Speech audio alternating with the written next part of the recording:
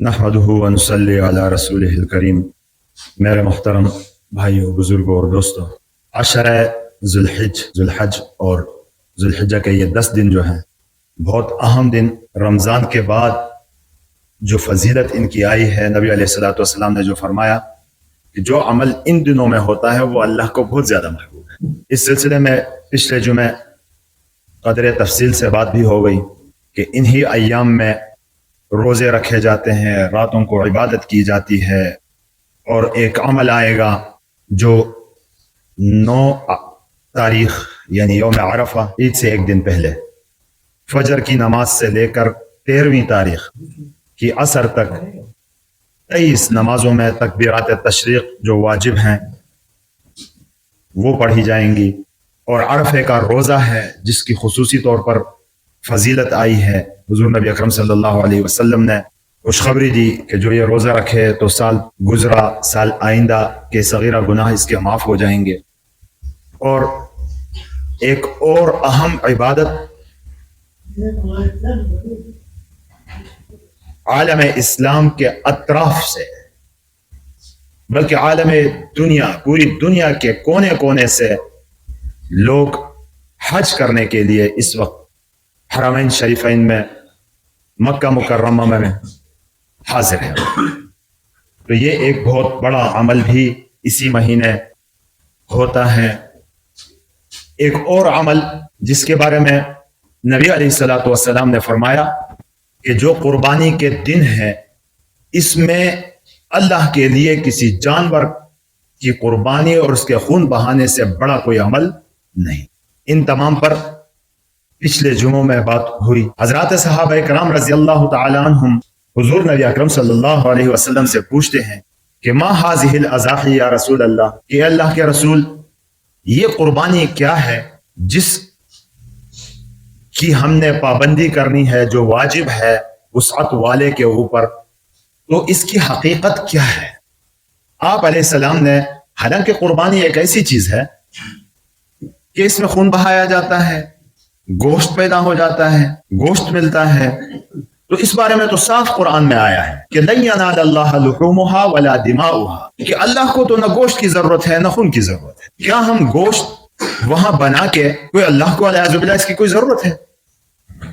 یا جو خون بہایا جاتا ہے اس کی کوئی ضرورت نہیں۔ لن ینال اللہ لحومها ولا دماؤها، اللہ تک یہ چیزیں نہیں پہنچتی۔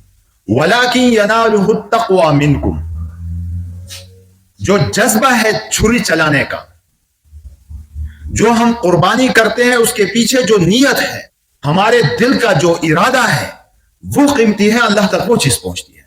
وَلَكِنْ يَنَالُهُ التَّقْوَى مِنْكُمْ، اللہ تک جو چیز پہنچتی ہے تمہارا تقوی پہنچتا ہے، اور تقوی دل کے اس نیت ہی کو جو اللہ کے لیے ہم کوئی کام کرتے ہیں اسی کو کہا ہے۔ اللہ کو تو اس چیز کی کوئی ضرورت نہیں۔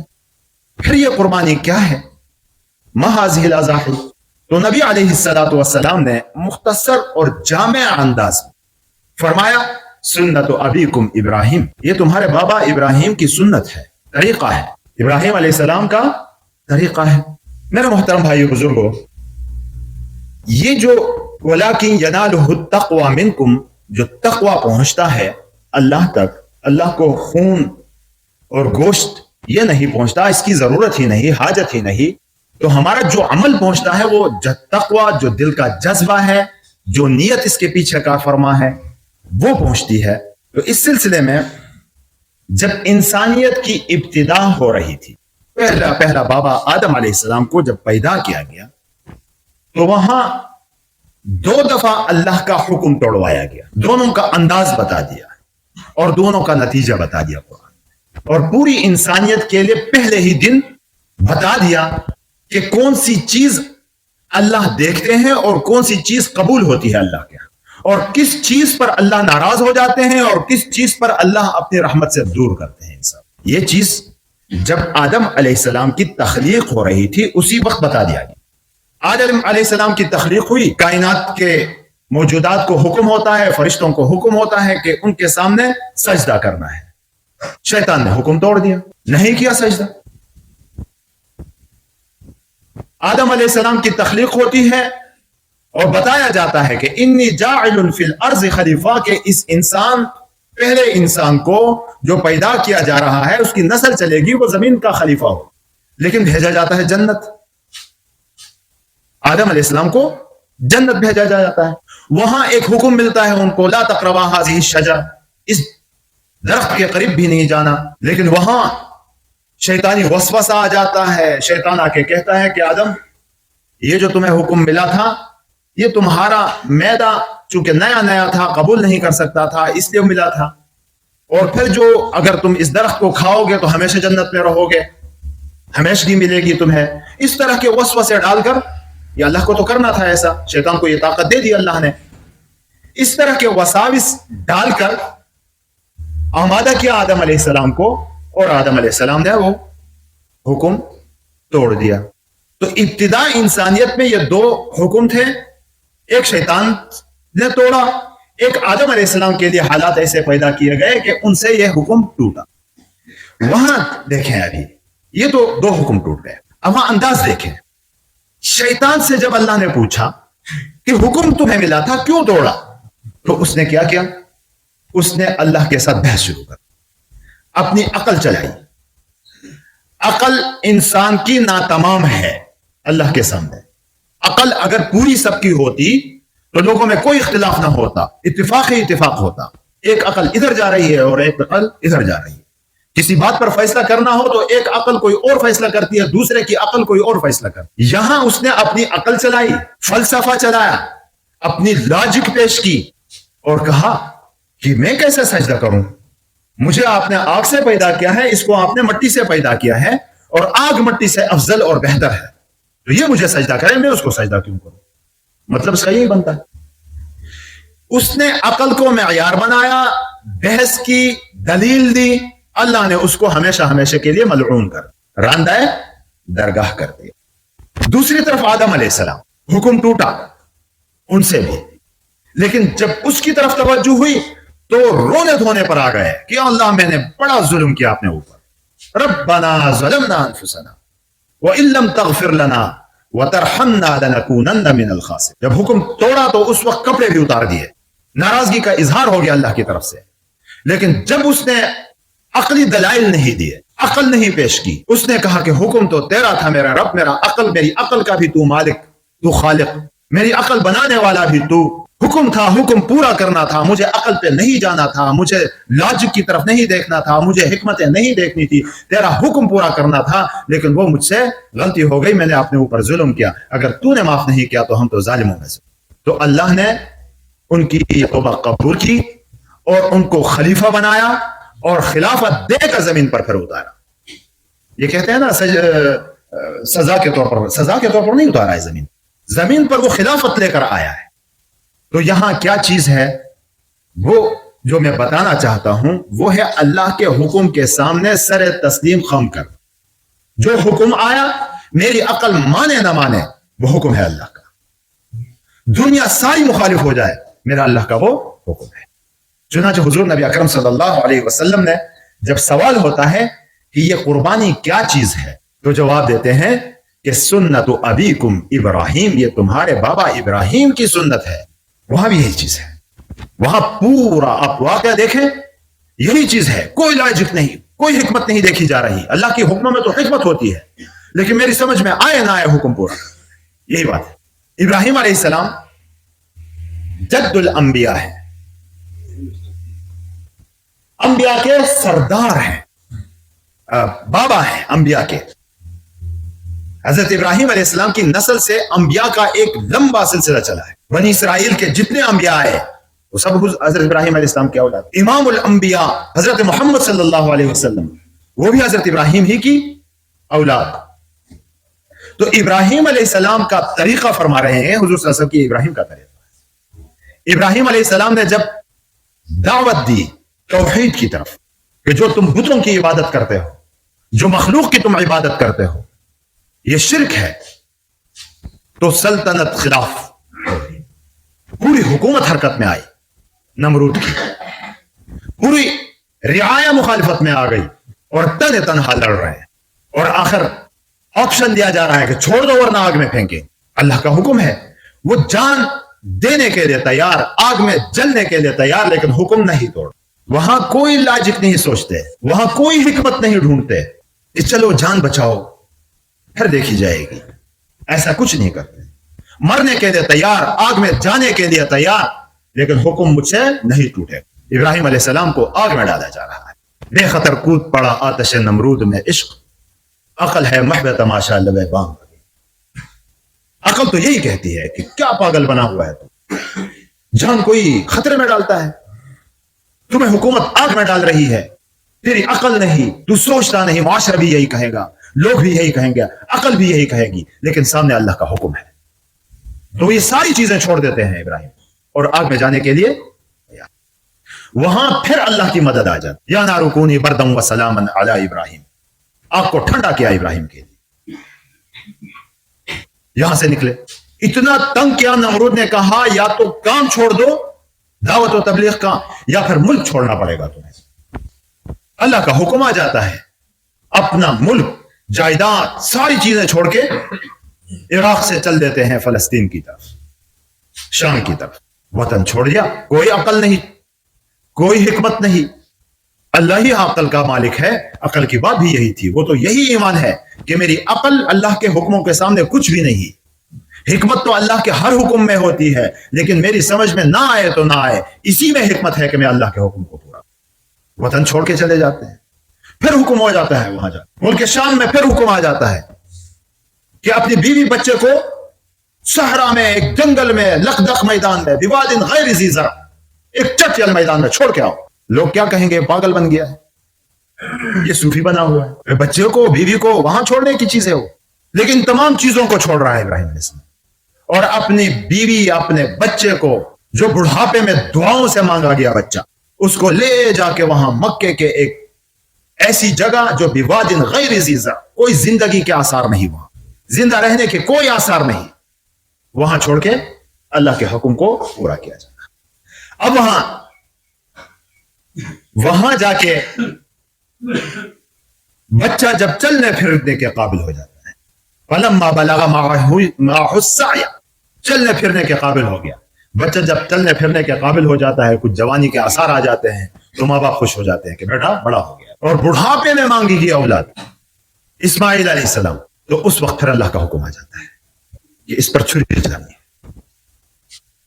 ये अजीब एक मंजर है, अपने गले पर छुरी चलाना बहुत मुश्किल, लेकिन अपनी औलाद के गले पर छुरी चलाना ये उससे भी बड़ा मुश्किल। हुक्म अल्लाह का आ जाता है, पीछे नहीं मुड़ते। ये नहीं कहते कि अल्लाह दुआओं से मिली औलाद, क्या कसूर है इसका, क्या गलती हुई है इसकी। ये नहीं कहा कि अल्लाह लोग क्या कहेंगे मुझे। अब यही होता ना, लोग क्या कहेंगे, माशरा क्या कहेगा, लोग तो मुझे बेवकूफ कहेंगे, अहमक कहेंगे। ऐसी कोई बात नहीं कर, हुक्म है, सीधा चला जाता है। इस्माइल से सुनाता है हुक्म अल्लाह का, या बुनैया इन्नी अरा फिल मनाम अन्नी अज़बह, बेटा मुझे हुक्म मिला है कि मैं तुम्हें ज़बह करूं। फंजुर माज़ा तरा, तुम बताओ तुम्हारी क्या राय है। अब राय इसलिए नहीं पूछी जा रही कि तू नहीं मानेगा तो मैं तुम्हें ज़बह नहीं करूं। राय इसलिए पूछी जा रही कि आसानी से मुझे करना पड़ेगा या पकड़ के बांध के करना तो है हर हालत, अल्लाह के हुक्म को तो पूरा करना है। आगे से बेटा है, बेटा ये नहीं कहता कि तुमने मेरे लिए किया ही क्या है। आज का बच्चा होता, माँ बाप सारा कुछ करते हैं बच्चे के लिए, और फिर भी बड़े हो जाते हैं तो कहते हैं कि ये बाबा बाबा अच्छी लोग। वहां ये नहीं कहा कि आपने तो बचपन में मुझे लखदख मैदान में छोड़ा था, कोई खाने पीने का तुमने इंतजाम नहीं किया, पूछा तक नहीं, और आज मुझे ज़बह करने के लिए आ गए। वो भी इस्माइल था, बनने वाला नबी था। वो भी इस्माइल था जिसके सुल्ब से, जिसके नस्ल से इमामुल अंबिया हजरत मोहम्मद मुस्तफा को पैदा होना था। उसने फट से जवाब दे दिया, या अबत इफ़अल मा तुअमर, अब्बा जान जो हुक्म मिला है वो कर गुजरियो, जो हुक्म मिला है उसे पीछे नहीं हटना। सतजिदुनी इंशाअल्लाह मिनस साबिरीन, मैं चीखूंगा नहीं, चिल्लाऊंगा नहीं, रोऊंगा नहीं, मुझे सब्र करने वालों में पाए। अब यहां अल्लाह रब्बुल इज्जत फरमाते हैं, फलम्मा अस्लमा व तल्लहु लिल जबीन, जब दोनों ने तस्लीम किया हुक्म को। अस्लमा का लफ्ज इस्तेमाल हुआ है जिसका तर्जुमा जब दोनों मुसलमान हो गए। मुसलमान होना इसी को कहते हैं कि अल्लाह के हुक्म के सामने झुक जाना, मुआशरे को नहीं देखना, रस्म और रिवाज को नहीं देखना, लोगों को नहीं देखना, पड़ोस में क्या करेंगे वो नहीं देखना, लोग क्या कहेंगे इस चीज को नहीं देखना, अल्लाह का हुक्म है, हर हालत में उसको पूरा करना है। इसी को इस्लाम कहा जाता है, यही इस्लाम है। फलम्मा अस्लमा, जब दोनों मुसलमान हो गए, अल्लाह के सामने झुक गए हुक्म के सामने, वतल्लहु लिलजबीन, इस्माइल को उल्टा लिटा दिया। रिवायत में आता है कि इस्माइल अलैहिस्सलाम ने खुद कहा कि अब्बा जान सीधे मत लिटाना, मुझे मेरे कपड़ों को भी समेटना, कपड़ों को नहीं समेटेंगे खून की छींटे कपड़े पर पड़ेंगी, कहीं अल्लाह के हुक्म के सामने मेरी मां शिकायत करने बैठे, कहीं बाप को कह रहे हैं कि उल्टा इसलिए लटाना कि मेरी आपकी आंखें मिल जाएंगी, तो कहीं बाप की जो शफकत है आपकी वो उभरेगी और फिर आपके दिल में जज्बे में फर्क आ जाएगा। उल्टा लिटाओ ताकि मेरी नजर आपके साथ न मिले, और मेरे कपड़ों को समेटना ताकि मां को भी शिकायत ना हो। फलम्मा अस्लमा वतल्लहु लिलजबीन, तो फिर अल्लाह की तरफ से अल्लाह कुर्बानी देखते हैं, कुर्बान इस तरह करते नहीं है। क़द सद्दक़्त रुया, अल्लाह की तरफ से आया, तूने जो हुक्म मिला था वो पूरा करके दिखाया। वकज़ालिक नज्ज़िल मुहसिनीन, इसी तरह नेक करने वालों को बदला हम देते हैं। वफ़दैनाहु बिज़िब्हिन अज़ीम, फिर अल्लाह ने जन्नत का मेंढा ज़बह करवाया। यह है कुर्बानी।